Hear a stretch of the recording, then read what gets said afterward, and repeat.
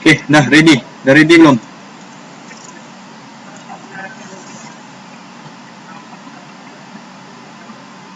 Dah ready ke nak mula ni?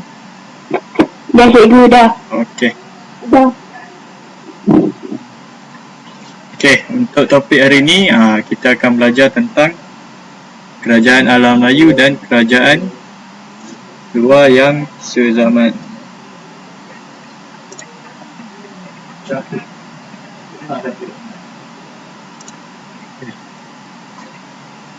Okay, bab ni dia akan membincangkan tentang pada masa tu selain kerajaan alam Melayu yang ada, sebelum ni kerajaan alam Melayu yang ada, yang awak ingat sebelum ni kerajaan alam Melayu ada 7 kerajaan alam Melayu. Kita refresh balik sikit. Apa 7 kerajaan alam Melayu yang awak ingat?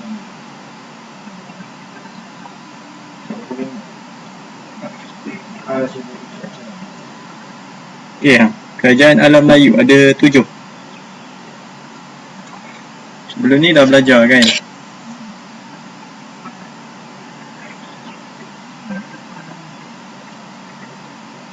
Salah satunya apa? Cikgu, kerajaan Sungai. Betul. Kejut saya. Kerajaan Sampah. Okay, sekejap. Okay, Funan. Okay, yang kedua? Sampah. Okay. Sampah. Kerajaan Sampah. Sampah. Kerajaan Sriwijaya. Okay, Sriwijaya. Okay, lagi? Kerajaan Angkoh. Okay, Angkoh. Okay, lagi? Kerajaan Kedah Tua. Kerajaan Majapahit. Majapahit.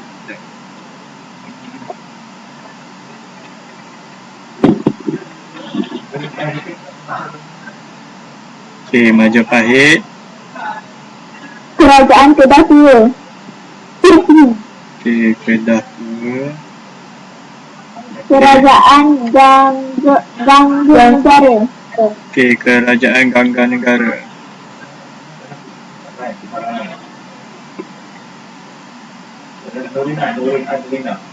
Okay, jadi ketujuh-tujuh ni adalah 7 kerajaan alam Melayu yang ada pada masa itu. Ada 7 kerajaan alam Melayu. Okay, jadi kita akan tengoklah kerajaan apa, kerajaan luar selain kerajaan alam Melayu yang wujud pada masa itu. Kita tengok satu-satu. Ini pengenalan dia dulu. Kerajaan alam Melayu muncul sezaman dengan kerajaan luar yang lain. Hal ini menunjukkan bahawa kerajaan alam Melayu membangun dan maju setanding dengan kerajaan tersebut. Maksudnya kerajaan alam Melayu ni pun sama-sama, orang panggil sama-sama naik, sama-sama maju lah. Dulu ada kerajaan yang hebat-hebat, contoh kerajaan Rom, kerajaan apa lagi? Kerajaan Abbasiyah, kerajaan Empire apa lagi? Empire Parsi. Jadi kerajaan alam Melayu pun pada masa tu pun juga membangun sama juga dengan kerajaan-kerajaan ni. Kerajaan alam Melayu juga mempunyai hubungan perdagangan, keagamaan, diplomatik dengan kerajaan ini. Jadi maksudnya dekat sini kerajaan alam Melayu ni dia menjalinkan hubungan 3 ni, perdagangan, keagamaan dan diplomatik dengan kerajaan-kerajaan lain yang ada pada zaman tu. Kita tengok pada abad pertama. Kerajaan alam Melayu yang wujud pada abad pertama ni, ni adalah kerajaan pertama sekali. Kerajaan alam Melayu yang wujud, iaitu kerajaan Funan. Ni dia wujud pada abad pertama. Di samping kerajaan Funan ni, wujud juga kerajaan-kerajaan luar. Kerajaan luar yang popular lah. Contohnya Empire Rome. Empire Rome ni terkenal lah. Kemudian Empire Parsi, kemudian Empire Kushan, kemudian ada dinasti Han. Ni adalah 4 kerajaan luar yang sezaman dengan kerajaan Funan, yang wujud sama juga dengan kerajaan Funan masa dia. Awak boleh tengoklah dekat gambar sebelah ni, gambar rajah sebelah ni. Ni kerajaan Funan. Dekat sini Alam Melayu. Yang paling dekat dengan dia dinasti Han yang wujud pada masa tu. Kemudian Empire Kushan. Ada empire yang hebat ni, Empire Rom. Nampak besar dia punya empire dia ni. Dan ada Empire Parsi. Jadi dekat sini pada abad pertama, bila wujudnya Funan, ada 4 lagi kerajaan luar yang wujud sezaman dengan dia. Faham? Faham. Itu untuk abad pertama. Seterusnya pada abad ke-9. Pada abad ke-9 ada 9 kerajaan Alam Melayu yang wujud pada abad ni. Pertama kerajaan Champa. Kemudian Angkor, kemudian Sriwijaya. Mana kerajaan Funan tadi? Tadi kerajaan Funan wujud abad pertama. Abad ke-9 dah tak ada. Mana dia? Awak rasa sebab apa tak ada kerajaan Funan kat sini? Sebab dia lain tu, lain apa? Lain apa? Lain tempat? Lain zaman. Lain zaman. Kenapa dia ada pada abad pertama tu dia ada, tapi abad ke-9 dah tak ada? Awak rasa sebab apa? Awak kata tadi sebab lain zaman kan? Sebab apa zaman yang abad ke-9 ni dah tak ada? Awak rasa sebab apa?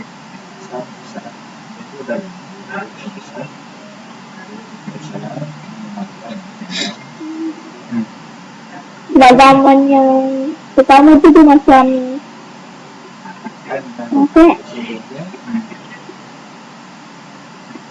tak tahu lah cikgu. Tak tahu.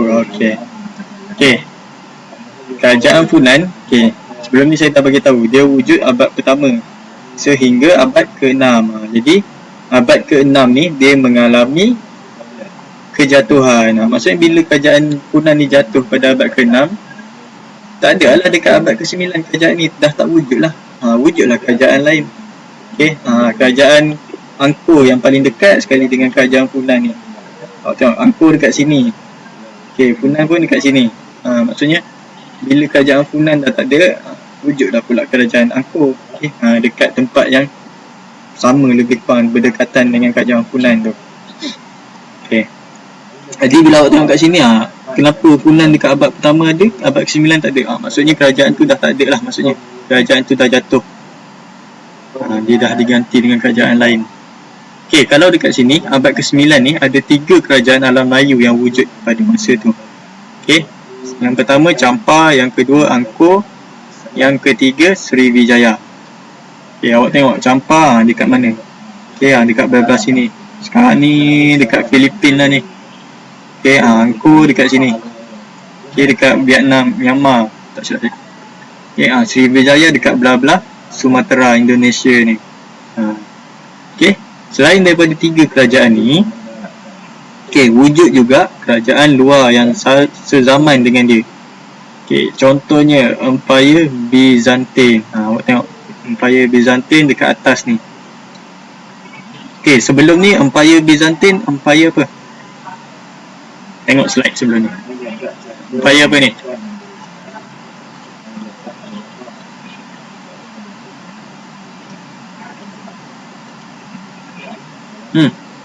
Ni Empire apa ni? Empire Rome. Empire Rome. Kemudian Empire Rome, lepas Empire Rome, Empire Byzantine pula dekat sini. Kemudian ada juga kerajaan Abbasiyah. Ni antara kerajaan Islam lah dulu. Sebelum kerajaan Abbasiyah, dekat sini ada Empire apa? Empire Parsi. Empire Parsi. Kemudian kerajaan Chola.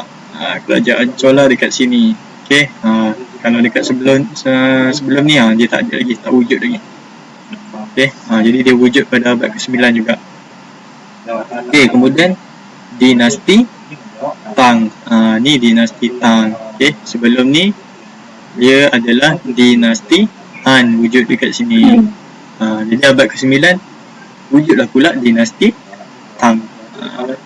Okay, ni awak boleh tengoklah contoh-contoh dia punya bangunan-bangunan dia yang ada dekat sini. Okay, dekat Angkor Wat ni, ni famous. Okay, tu pada abad ke-9. Okay, seterusnya. Sekejap Okay, abad ke-14. Okay, wujud pula 3 kerajaan alam Melayu pada masa tu. Okay, kita tengok slide sebelum ni. Okay, kerajaan Champa abad ke-9 ada. Okay, awak tengok abad ke-14. Ada tak? Ada lagi tak? Kerajaan Champa abad ke-14. Ada. Okay, ada lagi. Maksudnya dia masih wujud lah abad ke-14 ni. Belum lagi zaman kejatuhan dia. Okay, Angkor abad ke-14 ada lagi? Ada. Okay, ada. Maksudnya dia belum mengalami zaman kejatuhan lagi. Okay, Sriwijaya abad ke-9 ada. Abad ke-14 ada? Tak ada. Maksudnya kerajaan Sriwijaya ni abad ke-14 dah tak ada lah. Maksudnya dia dah mengalami zaman kejatuhan dia. Okay, yang wujud pada abad ke-14 ni adalah kerajaan Majapahit. Majapahit dia berada dekat sini. Okay, Kepulauan Jawa ni. Okay, ni dulu Sriwijaya dekat sini. Okay, dekat Sumatera. Bila Sriwijaya dah jatuh, wujud Majapahit pula dekat sini. Okay, Champa dengan Angkor masih lagi ada kat sini. Okay, jadi kerajaan luar yang sezaman dengan kerajaan ni adalah yang pertama kerajaan Turki Uthmaniyah. Ni kerajaan Islam yang terakhir lah ni. Okay, sebelum Turki Uthmaniyah ni dulu adalah kerajaan Abbasiyah. Okay, kemudian wujudlah kerajaan Turki Uthmaniyah. Okay, selepas tu ada juga Kesultanan Delhi. Tertinggal L kat sini. Delhi. Ni. Okay, sebut je Delhi, awak tahulah Delhi ni dekat India. Ni Kesultanan Delhi. Okay, kemudian ada juga Empire Mongol. Tengok ni, Empire Mongol. Dia punya empire bukan main besar lagi. Okay, hampir satu Asia dia conquer. Okay, dia takluk. Ni Empire Mongol. Okay, jadi abad ke-14 ni ada 3 kerajaan alam Melayu yang wujud dan ada juga 3 kerajaan luar yang wujud pada masa ni. Okay, dan ni ada lagi kerajaan kecil-kecil, tapi ni kerajaan yang utama lah yang awak belajar ni. Okay, jadi bila kerajaan ni wujud, bila wujudnya kerajaan alam Melayu ni dan juga kerajaan lain yang sezaman ni, jadi berlakulah hubungan antara kerajaan-kerajaan ni. Okay, maksudnya kerajaan Angkor, Champa, Majapahit ni dia ada hubungan lah dengan ni, ketiga-tiga kerajaan ni. Sama juga macam ni. Okay, dia ada hubungan dia. Okay, jadi hubungan dia melalui salah satunya adalah hubungan perdagangan. Okay, jadi kerajaan-kerajaan ini dia akan melakukan hubungan perdagangan. Sama juga macam zaman sekarang pun masih ada lagi hubungan perdagangan. Okay, Malaysia, hubungan perdagangan Malaysia dengan Eropah, Malaysia dengan Singapura pun. Maksudnya macam tu lah. Okay, kedudukan strategik di laluan perdagangan timur dan barat serta kekayaan hasil bumi mendorong pemerintah kerajaan alam Melayu menjalinkan hubungan perdagangan dengan kerajaan lain. Maksudnya kat sini, okay, dekat alam Melayu ni, okay, tempat dia strategik. Okay, dia berada di tengah-tengah laluan perdagangan antara timur dan barat. Okay, kalau awak tengok kat sini, Okay, contoh ni pedagang dari barat, dia nak pergi kat sini, okay, daripada Alexandria dia nak pergi ke Guangzhou, dekat China. Okay, jadi dia lalulah jalan ni, lalu sini, okay, sampailah dekat Tanah Melayu. Jadi dekat Tanah Melayu mestilah dia nak berhenti berehat sekejap. Okay, jadi sementara dia nak berhenti berehat tu, dia lakukanlah perdagangan kat sini. Okay, sebelum dia ke Guangzhou. Okay, sama juga macam daripada timur, dia nak pergi ke barat. Okay, daripada Guangzhou ni, okay, dia akan singgah sekejap di alam Melayu ni. Jadi kat sini akan terjadilah perdagangan lah. Okay, urusan perdagangan kat alam Melayu ni. Kemudian barulah dia sambung perjalanan dia ke barat. Itu maksudnya. Okay, jadi kedudukan alam Melayu ni dia amat strategik pada masa tu. Jadi sebab itulah penjajah dia ramai yang datang ke alam Melayu. Okay, contohnya dekat Melaka, okay, Portugis datang, Belanda datang, British datang, Jepun pun sama datang dekat Tanah Melayu ni. Okay, sebab Tanah Melayu ni dia kaya dengan hasil bumi dan kedudukan dia amat strategik. Okay, semua orang nak. Okay, faham setakat ni? Ni dari segi hubungan perdagangan, faham? Faham. Okay, kenapa kerajaan alam Melayu ni boleh jalinkan hubungan perdagangan? Ni lah salah satu sebabnya. Okay, kedudukan strategik dan hasil bumi dia. Dua ni faktor dia. Okay, seterusnya. Okay, selain daripada hubungan perdagangan, kerajaan alam Melayu ni dia juga menjalinkan hubungan keagamaan. Okay, jadi bila ada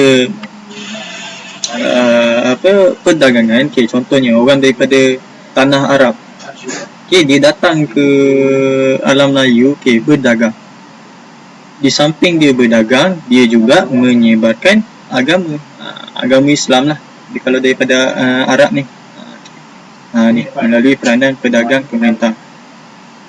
Okay, contoh kat sini, okay, ada 3 kerajaan utama yang disebarkan di alam Melayu pada masa tu.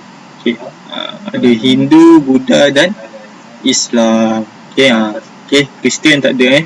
Jangan awak jawab pula Kristian, tak ada. Okay, ada 3 kerajaan utama masa tu, Hindu, Buddha dan Islam yang disebarkan. Okay, Hindu, macam mana dia sebarkan agama Hindu? Okay, yang pertama melalui peranan pedagang. Okay, pedagang datang ke alam Melayu. Okay, sambil-sambil dia berdagang, dia sebarkan, okay, agama Hindu ni. Okay, daripada tentera dan golongan Brahmin. Okay, askar-askar dia, okay, contoh dia datang ke, ya. Oh, sangkut-sangkut internet slow kot. Sama ada internet saya atau internet awak slow. Okay, dah jelas ke sekarang? Dah. Kalau sangkut beritahu Okey. Okay, okay, ni untuk Hindu. Okay, dia melalui pedagang, tentera dan golongan Brahmin. Okay, ni bukti penyebaran agama Hindu di alam Melayu. Okay, penemuan artifak pengaruh Hindu di Lembah Bujang, dekat Kedah. Dekat Kedah yang boleh nampak benda ni. Okay, ni artifak pengaruh Hindu. Maksudnya agama Hindu ni pernah sampai ke alam Melayu, tanah Melayu. Okay, di Lembah Bujang, Kedah. Okay, seterusnya agama Buddha. Okay, agama Buddha ni dia punya penyebaran dia daripada peranan Asoka, pemerintah Empayar Maurya, okay, yang menghantar sami-sami Buddha ke alam Melayu untuk menyebarkan agama Buddha. Maksudnya kat sini pemerintah dia yang hantarkan sami-sami dia. Kalau macam kalau Islam ni ibarat pendakwah lah. Sini dia hantar sami dia ke alam Melayu untuk sebarkan agama Buddha.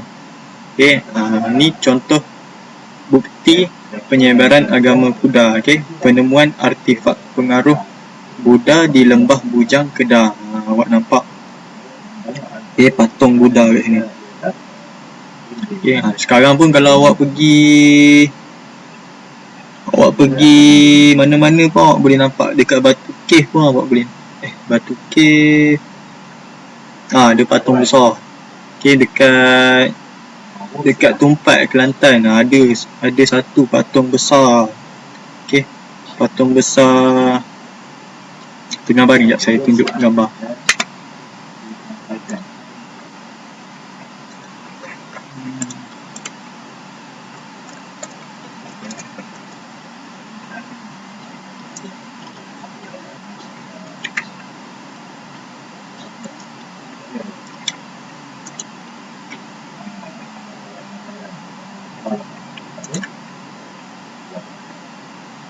Ni. Nampak ni. Ni. Slow lah. Line saya slow. Boleh nampak gambar ni? Gambar patung tengah berbaring ni. Gelap.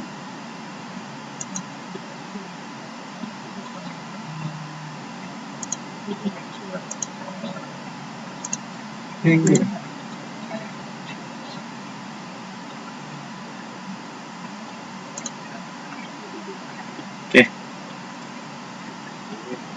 Boleh nampak patung ni? Boleh. Ni okey, awak pergi dekat Tumpat, awak boleh nampak kat Kelantan. Okey, awak boleh nampak patung tengah berbaring ni. Okey, ni salah satu contoh dia lah. Tapi ni bukan patung yang wujud pada zaman tu. Ni yang sekarang punya ni. Okey, zaman sekarang. Okey, ni yang dulu punya ni. Okey. Ni. Okey, yang ni tak adalah besar sangat. Yang tadi saya nak tunjuk je patung yang kat Malaysia ni yang besar ni. Okey, seterusnya agama Islam. Okey, agama Islam. Okey, penyebaran dia melalui pedagang dan pemerintah. Okey, pedagang daripada Arab, okey, dia datang dekat tanah Melayu, sambil dia berdagang, dia sebarkanlah agama Islam. Okey, melalui dakwah dan melalui perkahwinan. Okey, dan selain itu juga pemerintah Islam juga. Okey, dia hantar pendakwah-pendakwah dia, okey, datang ke alam Melayu untuk sebarkan agama Islam dekat alam Melayu. Okey, bukti penyebaran Islam dekat tanah Melayu. Okey, ukiran pengaruh Islam yang ditemukan di Berwas, Perak. Ni ukiran pengaruh Islam. Okey, ada ayat-ayat ukiran Islam kat sini.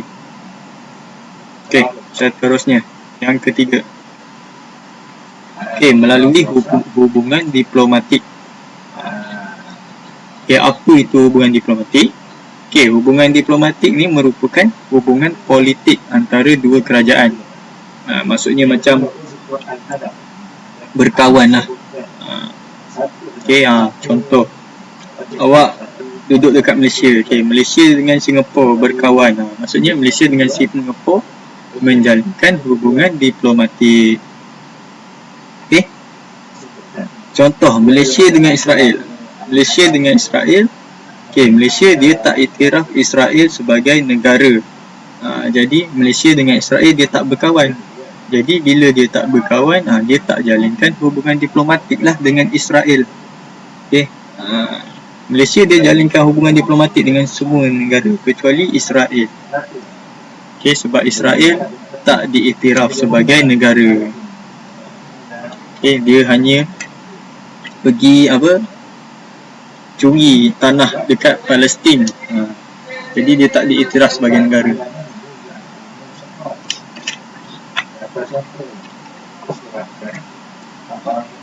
Okey, kerajaan Alam Melayu telah menjalinkan hubungan diplomatik dengan kerajaan di China dan India. bagi mengukuh kedudukannya dan membuka jalan kepada perkembangan perdagangan. Okey, jadi bila dia nak kukuhkan dia punya kedudukan dia, okey, dan nak suruh orang ramai datang berdagang kat dia, jadi dia kena jalinkan hubungan diplomatik, okey, antaranya dengan kerajaan China dan kerajaan India. Kalau dekat bawah ni awak boleh tengok lah. Okey, contoh kerajaan China. Okey, apa kerajaan Funan buat dekat China nak jalinkan hubungan diplomatik? Okey, kerajaan Funan hantar utusan pada abad ketiga. Okey, tujuan dia memohon bantuan ketenteraan untuk melawan Dai Viet. Masa tu Funan, okey, dia berperang dengan Dai Viet. Jadi dia hantar utusan lah dekat China. Jadi China pun hantarlah bantuan untuk bantu kerajaan Funan. Okey, kemudian Champa. Okey, bukti dia jalinkan hubungan dengan China. Okey, utusan dihantar pada abad ketiga juga. Okey, untuk memulihkan hubungan setelah berperang dengan sekutu China iaitu Dai Viet. Okey, dia nak pulihkan hubungan dia dengan China. Okey, sebab dia dah berperang dengan Dai Viet. Dai Viet ni dia sekutu dengan China. Okey, Sriwijaya. Okey, utusan dihantar pada abad ke-7. Tujuan dia mendapatkan pengiktirafan dan memperkukuhkan hubungan persahabatan dan perdagangan. Itu Sriwijaya. Okey, untuk Kedah Tua pula. Okey, pada abad ke-7 juga, dia hantar utusan dia untuk memperkukuhkan hubungan perdagangan. Sekejap, ada anak baru nak masuk.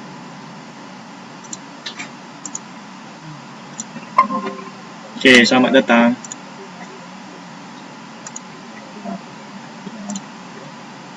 Okey, seterusnya kerajaan Angkor. Kerajaan Angkor, utusan dihantar pada abad ke-12. Okey, tujuan dia untuk memperkukuh persahabatan dan perdagangan. Dia untuk Angkor. Okey, untuk Majapahit, utusan dihantar pada abad ke-14. Tujuan dia untuk menjalinkan hubungan persahabatan. Okey, kalau awak tengok dekat sini, okey, hubungan kerajaan alam Melayu dengan China semua dia akan hantar utusan. Sebab apa? Sebab untuk memperkukuhkan hubungan dia dengan China. Seperti yang kita tahu, China ni dulu dia dinasti dia besar, okey, kuat. Jadi kerajaan alam Melayu ni pun dia nak nak kukuhkan dia punya kedudukan dia. Jadi dia hantarlah utusan-utusan ni untuk dia jalinkan hubungan dengan kerajaan China. Okey, ni untuk kerajaan China. Okey, seterusnya. Okey, kerajaan India. Okey, selain kerajaan China, kerajaan alam Melayu juga jalinkan hubungan dengan kerajaan India. Okey, kalau dekat sini awak tengok ada 4 kerajaan alam Melayu yang jalinkan hubungan. Okey, Funan, Sriwijaya, Majapahit dan Angkor. Okey, kerajaan apa yang tak jalinkan hubungan dengan kerajaan India ni? Antaranya kerajaan apa? Kalau awak tengok, ada 3 kerajaan yang tak jalinkan hubungan dengan kerajaan India.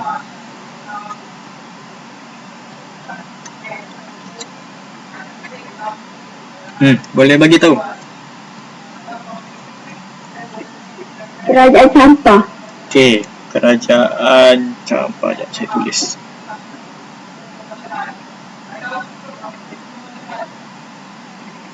Okey, kerajaan yang tak jalinkan hubungan yang pertama Champa.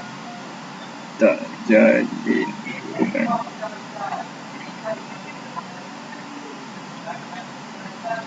Okey, 1 Champa. Okey, yang kedua Kedah Tua. Okey, Kedah Tua. Okey, yang ketiga Gangga Negara. Okey, Gangga Negara. Okey, jadi 3 kerajaan ni dia tak jalinkan hubungan dengan kerajaan India. Yang lain semua jalinkan. Okey, awak tengoklah, Funan ni sama juga. Sama je macam China, dia hantar utusan. Okey, Sriwijaya pun sama, hantar utusan juga. Angkor pun sama, hantar utusan juga. Majapahit pun sama. Dia punya tujuan tak lain tak bukan untuk mengeratkan hubungan dan juga memperkukuhkan hubungan perdagangan. Itu faktor dia, dua faktor dia. Okey. Memperkukuhkan hubungan dan juga memperkukuhkan hubungan perdagangan dan apa satu lagi tadi? Mengukuhkan kedudukan dia. Okey.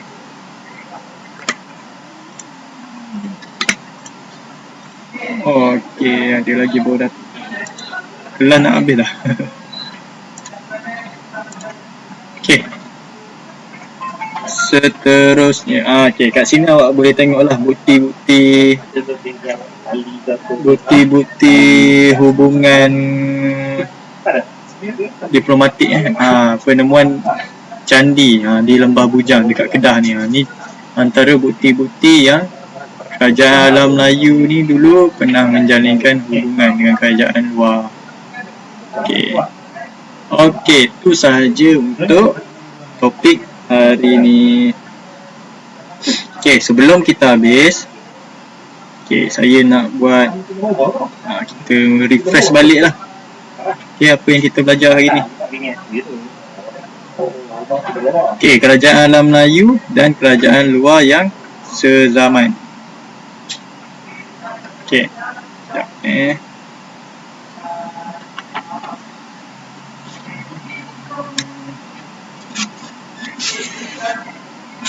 Okey, sekarang ni saya nak refresh balik.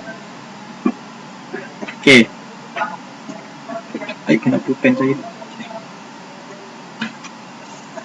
Okey, pada abad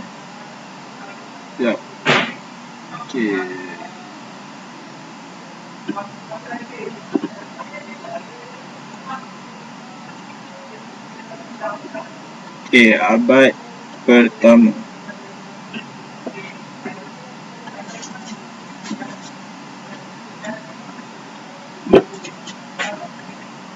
Kerajaan alam Melayu yang wujud pada masa tu. Bagi saya satu. Funan. Okey, kerajaan Funan. Okey. Selain kerajaan Funan, wujud juga kerajaan lain. Okey, kerajaan luar yang sezaman dia.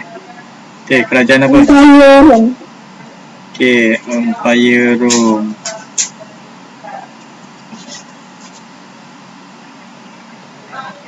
Okey, seterusnya. Empire Parsi. Okey, Empire Parsi. Okey, lagi? Empire Kushan. Okey, Empire Kushan. Dinasti Han. Dinasti Han. Okey, satu lagi dinasti Han. Okey. Dekat abad pertama, inilah kerajaan dia. Okey, yang wujud sezaman dengan kerajaan alam Melayu. Okey, seterusnya kita ada abad apa pula?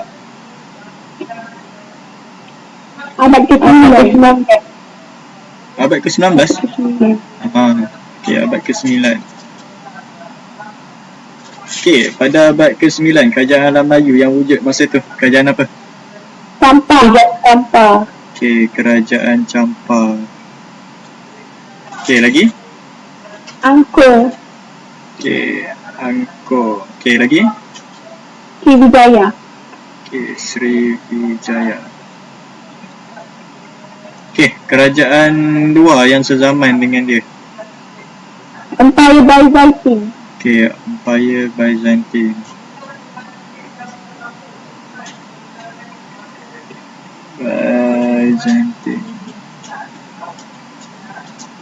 Okey, lagi?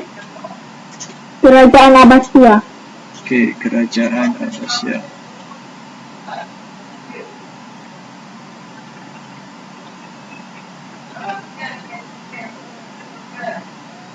Okey, lagi? Kerajaan Chola. Kerajaan, bukan Chola, Chola. Okey, kerajaan Chola. Okey, lagi? Dinasti Tang. Dinasti Tang.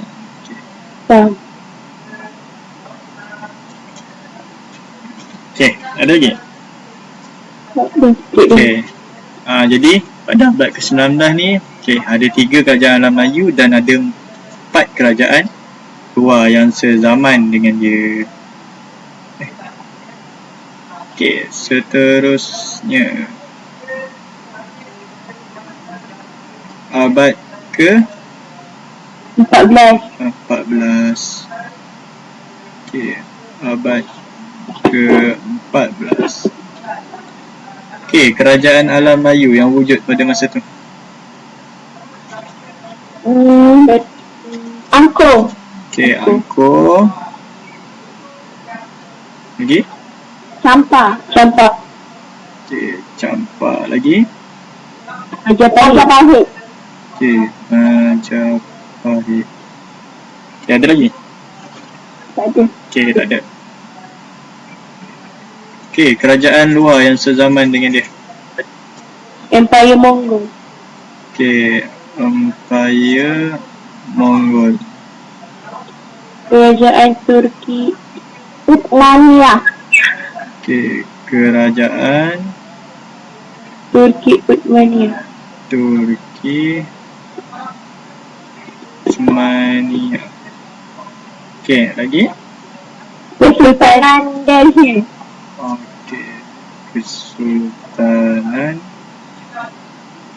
Delhi. Okey. Ada lagi? Tak ada. Okey, tak ada. Jadi dekat sini okey, pada abad pertama ada 1 kerajaan alam Melayu, 4 kerajaan luar. Okey, abad ke-9 ada 3 kerajaan Melayu, 4 kerajaan luar. Okey, abad ke-14 ada 3 kerajaan Melayu dan 3 kerajaan luar yang wujud pada masa ni. Okey, seterusnya apa lagi yang kita belajar tadi? Hubungan keagamaan. Okey, kerajaan alam Melayu dia menjalinkan Perdagangan dulu. Hubungan perdagangan. Okey, sekejap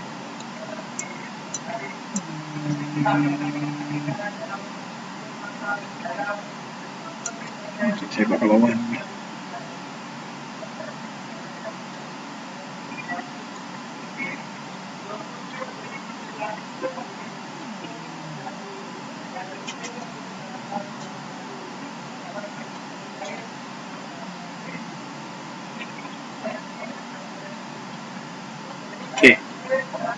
Okey, dia menjalinkan yang pertama sekali hubungan perdagangan. Okey, dia jalinkan hubungan perdagangan. Okey, ada 2 faktor sebab apa dia jalinkan hubungan perdagangan ni. Yang pertama sebab apa?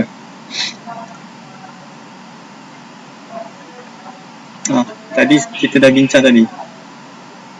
2 faktor sebab apa kerajaan alam Melayu ni jalinkan hubungan perdagangan. Sebab apa orang datang berdagang dekat alam Melayu ni? Ada apa dekat alam Melayu ni? Kekayaan hasil bumi. Okey, betul lah tu. Okey, yang pertama kekayaan hasil bumi. Okey, yang kedua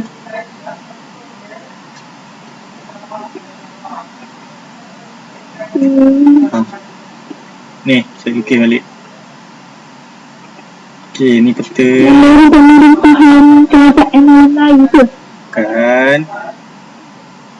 Okey, ni okey, ni contoh, ni peta dunia lah, contoh yang saya lukis ni. Okey, ni pedagang dari barat, ni pedagang dari timur. Okey, dia nak ke timur, dia berhenti dekat alam Melayu. Yang timur nak pergi barat pun dia berhenti dekat alam Melayu. Sebab apa dia berhenti dekat alam Melayu? Berehat. Sebab apa dia berehat kat alam Melayu? Kenapa dia tak berehat kat tempat lain? Kenapa dengan alam Melayu ni? ada apa dengan kedudukan alam Melayu ni?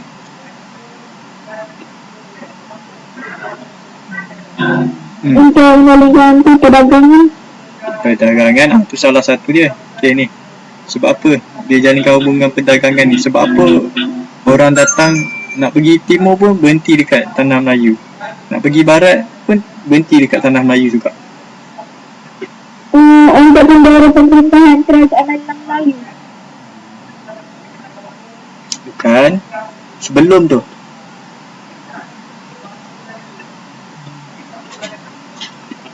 Okay, saya bagi jawapan sebab kedudukan kedudukan apa? Strategik. Strategik. Alam Melayu ni, dia kedudukan dia strategik. Dia berada di tengah-tengah laluan perdagangan. Berada di tengah laluan perdagangan timur. Antara timur dan barat. Dia dekat tengah-tengah, jadi kedudukan dia strategik. Sebab itulah pedagang datang ke tanah Melayu, jalinkan hubungan perdagangan. Selain daripada alam Melayu ni kaya dengan hasil bumi, kedudukan alam Melayu ni juga strategik. Dia berada di tengah-tengah laluan perdagangan antara timur dan barat. Ingat ni. Kemudian selain hubungan perdagangan, kerajaan alam Melayu dia jalinkan hubungan apa?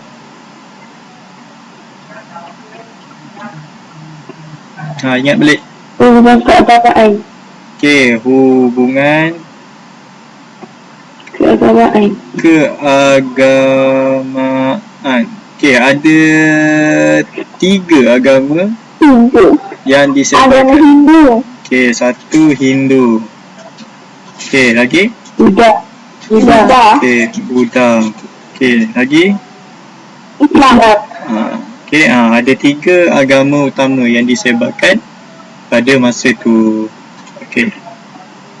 Dah. Itu dari segi hubungan keagamaan. Last sekali. Hubungan diplomatik. Hubungan diplomatik.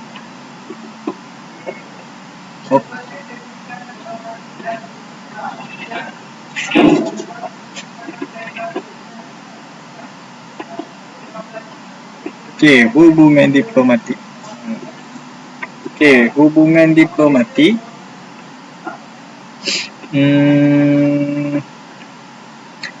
Sebab apa alam Melayu ni dia jalinkan hubungan diplomatik dengan China dan India? Ada 2 faktor dia. Kerajaan alam Melayu telah menjalin hubungan diplomatik dengan kerajaan China dan India mengukuhkan kedudukannya. Yang pertama untuk mengukuhkan kedudukan. Yang kedua, membuka jalan kepada perkembangan perdagangan. Membuka jalan kepada perkembangan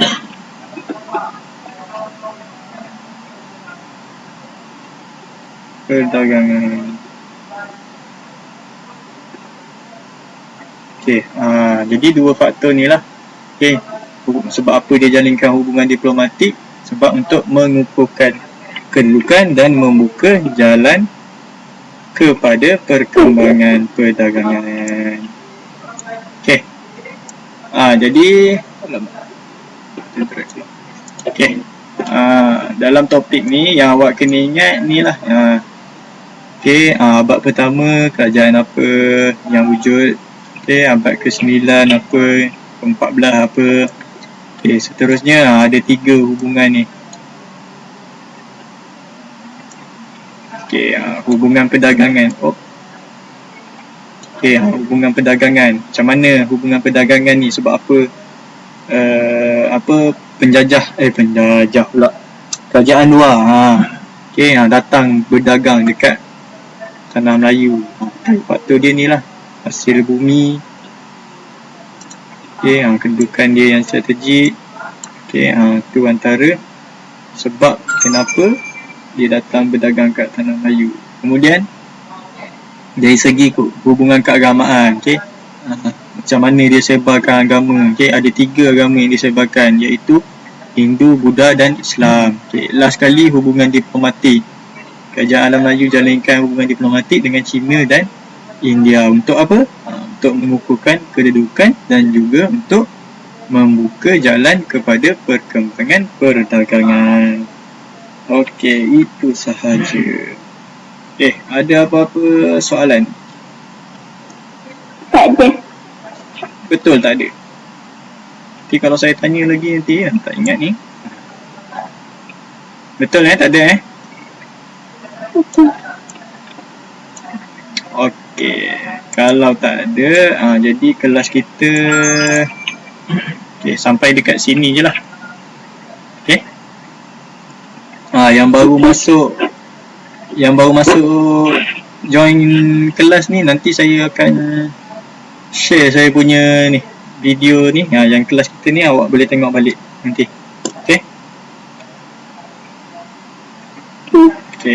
Okey, kalau tak ada apa-apa, ni sajalah daripada saya hari ni. Kita jumpa kelas seterusnya. Okey semua, terima kasih. Okey, bolehlah.